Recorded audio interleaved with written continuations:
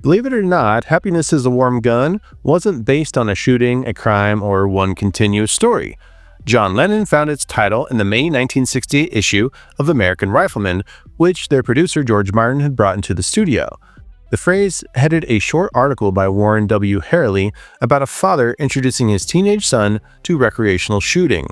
Lennon was struck by the cheerful language attached to an object that would only be warm after it had been fired.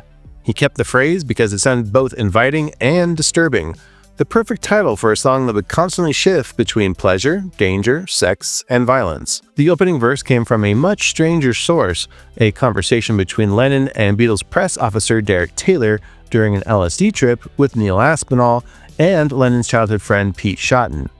Taylor supplied several bizarre real-life stories. One of those was a man he met at a hotel on the Isle of Man who claimed that wearing moleskin gloves created an unusual sensation when he was with his girlfriend, and that inspired the image of the velvet hand. And a newspaper report about a Manchester City supporter using mirrors attached to his shoes to look up women's skirts supplied the mirrored hobnailed boots section.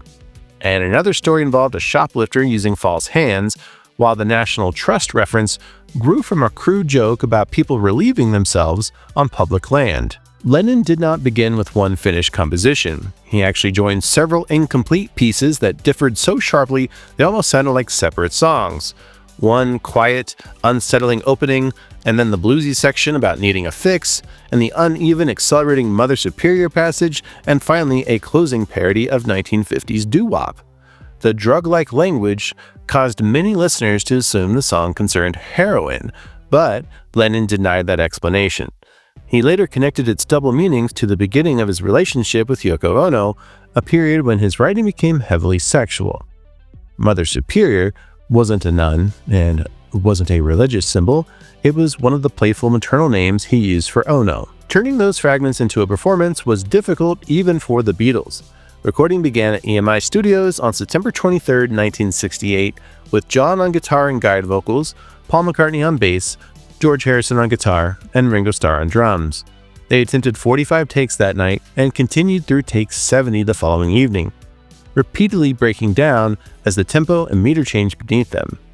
No single performance worked from beginning to end, so the finished backing track was physically assembled from the first portion of take 53 and the ending of take 65.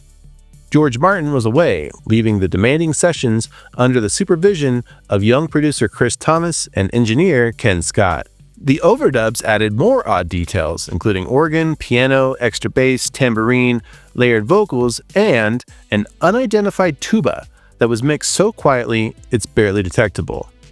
An early acetate still carried the longer title, Happiness is a Warm Gun in Your Hand, and contained an extra repetition of the fix section.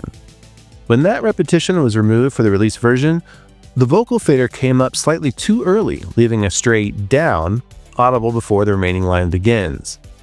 Released on the White Album on November 22, 1968, the song lasts only 2 minutes and 43 seconds, yet it contains a Gun magazine headline, several grotesque true stories, romantic obsession, shifting time signatures, 70 attempted performances, a tape splice, and an almost invisible tuba. A remarkably crowded history for such a short recording.